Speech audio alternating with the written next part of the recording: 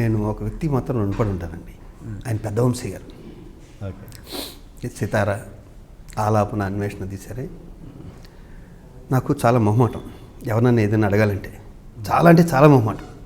ఎవరికైనా ఏదైనా కావాలంటే చేసి పెట్టేస్తాను, కానీ నాకంటూ ఏదైనా కావాలంటే నేను అడగలేను. సరే అందరం కలిసి ఉండేవాళ్ళం. ఈవి సత్యనారాయణ గారు, నేను ఒక పైన చిన్న గుడిసెలో ఉండేవాడిని ట్రస్ట్పురంలో. నేను ఒల్లూరుపల్లి రమేష్ ప్రొడ్యూసర్ ఇద్దరం కలిసి తన గుడిసెలోకి నేను వెళ్ళి జాయిన్ అయ్యాను. దేవదాస్ గారు కింద ఉండేవారు. వాళ్ళ దేవదాస్ గారు, మా లక్ష్మి గారు, దేవదాస్ గారు మిసెస్. తెలుసు. ఆవిడ ఫస్ట్ ఇన్స్టిట్యూట్లో ఉండగానే నన్ను చిరంజీవి గారితో పనుంటే ఆవిడ తీసుకెళ్ళారు. అప్పుడే చిరంజీవి గారికి వచ్చాను నాకు 84లో. ఓకే. వెళ్ళినప్పుడు ఈ వీళ్ళు పరిచయం అయ్యారు. ఆ ఇంట్లో మద్రాసు వెళ్ళటం ఫస్ట్ టైం. ఆ పైన అప్పుడే నేను అలాగే నెక్స్ట్ ఇయర్కి వచ్చేస్తాను కదా, నీ దగ్గర ఉంటాను రమేష్ అని ఒల్లూరుపల్లి రమేష్తో చెప్పి రావడం జరిగింది. అక్కడ వంశీ గారు, పెద్ద వంశీ గారు అందరూ ఉండేవారండి. జంజాల్ గారు, నాకు ఏంటంటే జంజాల్ గారి సినిమాలో చేయాలని ఇష్టం. అప్పటికే జంజాల్ గారి సినిమాలోనూ 2 జలసీత, 4 స్తంభాలాట, అంటే నా వయసుకు తగ్గ క్యారెక్టర్లు అయ్యి వచ్చాయి. ఆయన ఇస్తారేమో చాలా కాలం తిరిగా. ఎవరు అన్నారు, వంశీ గారు సినిమా తీస్తున్నాడు, కృష్ణ మన పెద్ద వంశీ గారు వెళ్ళొచ్చు కదని. ఈ రమేష్ ప్రొడక్షన్ మేనేజర్ కూడా చేసేవాడు, మంచుపల్లకి ఆయన్ని, చిరంజీవి గారి. ఆయన దగ్గరికి వెళ్ళా. చూడగానే రెండో మాట లేదండి. ఆయన వెనకాలేమో ఇళయరాజా గారి ఫోటో పెన్సిల్ స్కెచ్ చేసింది అద్భుతంగా. ఏ ఊరు? భీమవరం సార్. హీరో అవుతావు నువ్వు, చిన్న కాన్ఫిడెన్స్. ఫిల్మ్ ఇన్స్టిట్యూట్ చేశాను సార్, డాన్స్ కూడా వచ్చు, రేపు కనిపించు. సరే సార్, రేపు కనిపించాను. క్రాపు ఇలా కాదు, వేరే విధంగా మార్చే. మళ్ళీ వెళ్ళాను, ఏదో క్రాప్ అలా చేయించుకొచ్చాను. సరే పొద్దున్న రేపు 4 గంటలకు వచ్చా అన్నాడు. ఎన్ని గంటలకు రమ్మన్నారు? రేపు 4 గంటలకు వచ్చాయన్నారు వంశీ గారు. ఆయన పై మేడ మీద ఉండేవారు. రాఘవేంద్ర గారు కూడా దగ్గరే. కింద కుక్క ఉండేది. తెల్లారి 4 గంటలకి 4 o'clockకి కుక్క, అది ఆల్రెడీ దానికి హిస్టరీ ఉంది, కరిచేసిన 2-3 నన్ను. ఈయన రెంట్కుండేవాడు పైన వంశీ గారు. మెల్లిగా గోడ దూకి మెట్లెక్కేసాను. ఫస్ట్ కుక్కకి అంత దూరం, అంటే దాని గొలుసు కట్టేసి ఉంటుంది.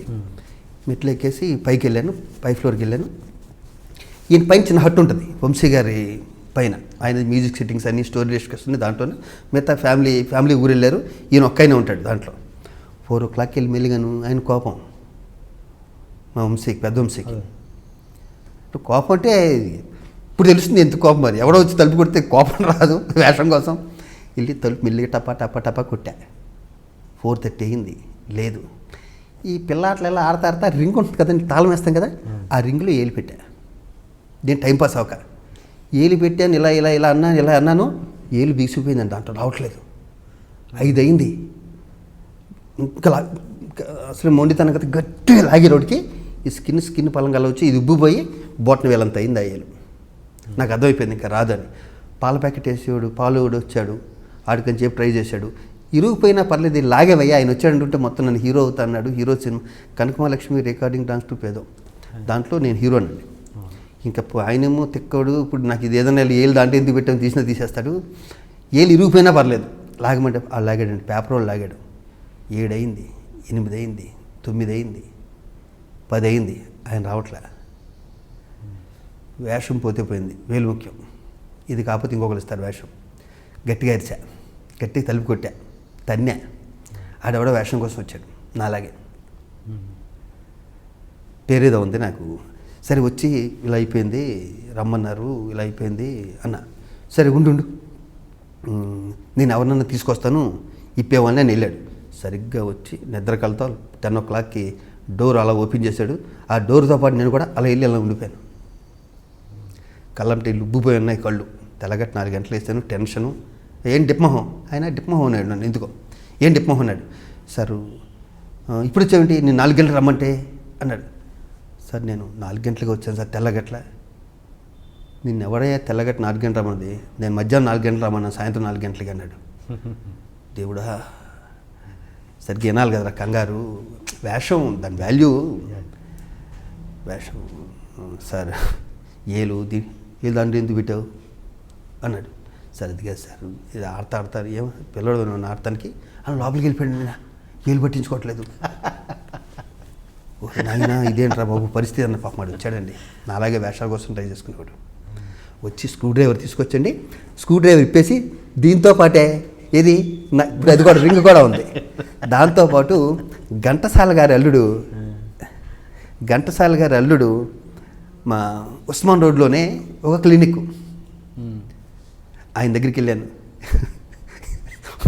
ఆయనకి ఏం చెప్పాలో నాకు అర్థం కావట్లేదు ఇప్పుడు కూడా. నవ్వు వస్తుంది కదా సిగరెట్ సిచ్యువేషను. ఆయన దగ్గరికి వెళ్ళి సార్ ఏరు ఇది ఇదేంటయా అన్నాడు. సరే సార్ ఇలా వంశీ గారి దగ్గరికి వేషం కోసం వెళ్ళానండి, దాంట్లో వెళ్ళి పెట్టాను ఇరికిపోయింది సార్. ఇది ఇలా దీన్ని ఏమన్నా వీళ్ళు కట్ చేయాలి, దీన్ని నేను ఎక్కడ కట్ చేస్తాను, నేను డాక్టర్ని అని ఆయన ఏదో వేసాడు. మొత్తానికి పాండీ బజార్లోనూ తాళాలు తీసి కూడా ఉంటాడు కింద కూర్చొని. వాడి దగ్గరికి వెళ్ళి ఇలా అప్పచెప్పి బేవాళ్ళను పుట్టి హైదరాబాద్ చదువుకుని మద్రాసు వచ్చి ఆయన గుమ్మం ఎక్కి దాంట్లో ఏలి పెట్టవలసిన పని ఏంట్రా ఎదవాన్ని నాకు నేనే తిట్టుకుని బాధపడి ఇప్పుడంటే నవ్వు వస్తుంది. కానీ ఆడు మెల్లిగా నా ఏలు తెక్కకుండా ఆడి పేరు రఫీ అండి. కోసినోడి పేరు రఫీ. 32 years అయిపోద్ది, ఇంచు 30 years. వాడు జాగ్రత్తగా కట్ చేసి డబ్బులు ఇస్తే కూడా తీసుకోలేదండి ఆడు. రఫీ అన్నాడు. కట్ చేసి ఆ మొక్క నా దగ్గర చాలా కాలం దాచాను, అది ఆ రింగు తీసుకెళ్ళి మళ్ళీ కొత్త రింగు తీసుకుని అలాంటిది. ఇప్పుడు చేసిన తప్పు పని ఏంటంటే అంతకు ముందు ఏమో ఇత్తడిది, ఇది ఇప్పుడు సిల్వర్ తీసుకెళ్ళి పెట్టా అన్నాడు ఆయన. దాన్ని పెట్టేసి వస్తాను సార్ అన్నాను. రేపరా అన్నాడు. సడన్గా మహర్షి స్టార్ట్ అయింది సినిమా. మళ్ళీ ఆయన దగ్గరికి వెళ్ళి ఇక్కడ మొత్తం లేచిపోయింది కదండి, కుట్లో వేయించుకుని దీనికి ఏలికి. అలాంటి కష్టాలు నాకే కదండి, చాలామందికి వస్తాయి. ఎవడో ఏలి పెట్టాడు, మనం ఏలి పెట్టాం. దాని గురించి మొత్తం రఫీ అన్నోడి దగ్గరికి వెళ్ళి కట్ చేయించుకుని కుట్లు వేయించుకుని. ఇంతకు అది ఎట్లా మిస్ అయింది కనకమహాలక్ష్మి ఎలా మిస్ అయిందంటే అండి, మహర్షి నువ్వు అసిస్టెంట్ ఎట్టుగా రా అని అక్కడ తీసుకెళ్ళి ఒక ఫ్రెండ్ క్యారెక్టర్ ఇచ్చాడు, హీరో ఫ్రెండ్ క్యారెక్టర్. మహర్షి రాఘవ్ గారికి 4 ఫ్రెండ్స్లో నేను ఫ్రెండ్ని. నా అదృష్టం ఏంటంటే కనవ ముగ్గురు కూడా ఫిల్మ్ ఇన్స్టిట్యూట్ స్టూడెంట్సే దాంట్లో నాతో పాటే. దాంట్లో చేసాక అనౌన్స్ చేసేవాడు, దాంట్లోనే ఇతనే నా నెక్స్ట్ సినిమా హీరో అని. మహర్షి ఎప్పుడైతే ఫ్లాప్ అయిందో ఇంకో 2 రోజుల్లో నేను షూటింగ్ వెళ్ళాలి కనకమహాలక్ష్మి. ఫ్లాప్ అవ్వడంతో నేను ప్రొడ్యూసర్లు కొత్త వాళ్ళతో ఫ్లాప్ అయింది కదండి, మళ్ళీ కొత్త వాడు అంటే రిస్క్ వెళ్ళేవాడు, న్యాయంగా అంతేగా, అప్పుడు బాధ అనిపించవచ్చు అనేసరికి నాకు ఈ బాధ కన్నానండి. 10 ఏళ్ళు పెట్టేసినా పర్లేదు, అంత బాధ అండి. నన్ను తీసేసి నరేష్ గారిని బుక్ చేసుకుని వాళ్ళు షూటింగ్కి వెళ్ళిపోయారు. భరణి తనికెళ్ళ భరణి వాళ్ళంతా ఈస్ట్ కూడా అని. నేను ఒక్కరిని అలా రూమ్లో కూర్చుని పోయింది దీని ఒక్క చూసుకుంటూ మహర్షి పోయినందుకు తిట్టుకుంటూ. ఆ టైంలో ఈవీవి సత్యనారాయణ గారు శివాజీ ఎంవి రోగు అని ఆయన కళ్ళు సినిమా తీస్తున్నారు, ఒకసారి కలవచ్చు కదా అన్నారు. కళ్ళు ఏముంటుంది దాంట్లో, ఫైటింగ్ సినిమా ఏముంటుంది దాంట్లో అనుకున్నాను. అనుకుని చాలా క్యాజువల్గానే రఘు గారిని ఎంవి రోగు గారిని కలిస్తే హైదరాబాద్లో ఇంటర్వ్యూస్ ఉన్నాయి, రేపు సాయంత్రం ఒక ఇంటర్వ్యూ వచ్చాయన్నాడు ఆయన. రేపు సాయంత్రం ఇప్పుడు ఎక్కడ బయలుదేరుతాను నేను, మళ్ళీ ఈవి సచిన్ గారి దగ్గరికి వెళ్ళి నేను కూడా వెళ్తున్నాను శివాజీ, అక్కడ హైదరాబాద్లో ఇంటర్వ్యూస్ ఉన్నాయి, అక్కడికి వెళ్ళి వస్తే ఇంటర్వ్యూలు కూడా నువ్వు కూడా పాల్గొన్నారు. వేషాల కోసం మద్రాసు వచ్చి మళ్ళీ వేషం కోసం హైదరాబాద్ రావాలి. గొలుసు ఉంది మెల్లో. మా కోడంబాకం బ్రిడ్జ్ కింద తాకట్టు పెట్టుకునే వాళ్ళు చాలామంది ఉంటారు. ఆ దగ్గరికి వెళ్ళి గొలుసు తాకట్టు పెట్టుకుని ఫ్లైట్ ఎక్కా. నా పక్క సీటు ఎంవి రావు గారు. నువ్వేంటి అన్నారు. సార్ మీరేంటి సార్ అన్నాను. అప్పట్లోనే ఫ్లైట్ ఎక్కారు అంటే మరి సాయంత్రం అంటే నాకు వేరే ఛాన్స్ లేదు, నాకు వేరే అందుకని గొలుసు తాకట్టు ఎందుకని పెట్టాను. నేను గొలుసు తాకట్టు పెట్టడం పెద్ద కొత్త ఏం కాదులేండి, అలాంటివి చాలా చేసాం. కానీ వెళ్ళాను. ఆయన అనుకుంటాడు ఈయన చాలా వీడు విషయం ఉన్నాడు అనుకుంటే ఫ్లైట్లో వచ్చేస్తానని. అది నేను 2సారి ఎక్కడం ఫ్లైట్. వెళ్ళి ఇంటికి ఇంటర్వ్యూకి వెళ్ళానండి. నా అదృష్టం ఏంటంటేనండి, కళ్ళు కొమ్మూరి వేణుగోపాలరావు ఏదో కళ్ళు అని ఒకటి ఉంటుంది, సస్పెన్స్ థ్రిల్లర్. అదేమో అని బ్రెయిన్లో పడ్డాను. ఇది ఏంటంటే నాకు కొట్టిన పిండి అది, ఇది గొల్లపూడి మారుతిరావు గారి కళ్ళు.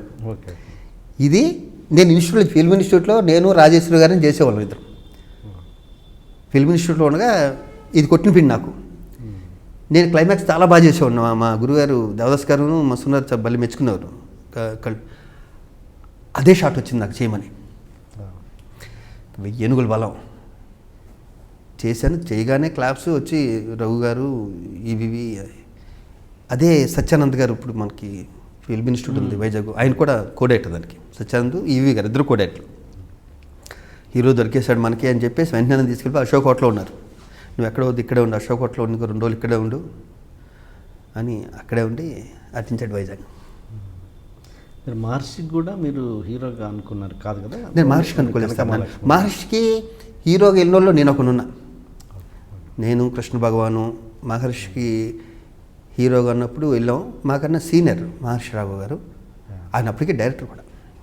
మహర్షి రాఘవ్ గారు అప్పటికే డైరెక్టర్ కూడా అయినా